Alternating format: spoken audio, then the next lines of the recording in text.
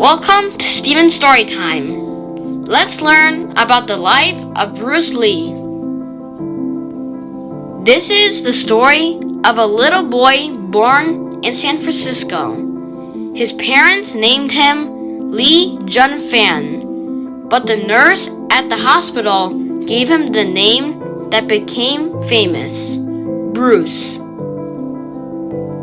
He was a young boy when his family moved back to Hong Kong, where his dad was a well-known opera star.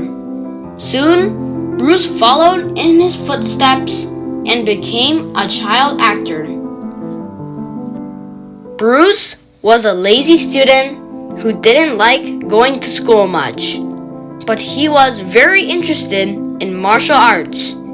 He wanted to learn the secrets of Wing Chun, a sort of kung fu taught by an old grandmaster. Bruce was good at almost anything, from boxing and fencing to dancing the cha-cha, a Latin dance that everybody wanted to learn, and that he grew up to master. But Bruce also had a talent for fighting on the streets and messing with the local gangs. One day, his parents decided to send him back to America to keep him out of trouble. The night before his departure, Bruce made a promise to become a better person. He knew that mistakes can be forgiven if one has the courage to admit them. He crossed the Pacific Ocean as a cha-cha teacher, and once in the US, he studied philosophy and got a job teaching Wing Chun to his fellow students. Once he graduated, Bruce opened 3 martial arts schools on the West Coast, where he mixed the best of what he had learned to create his own combat method, Jeet Kune Do.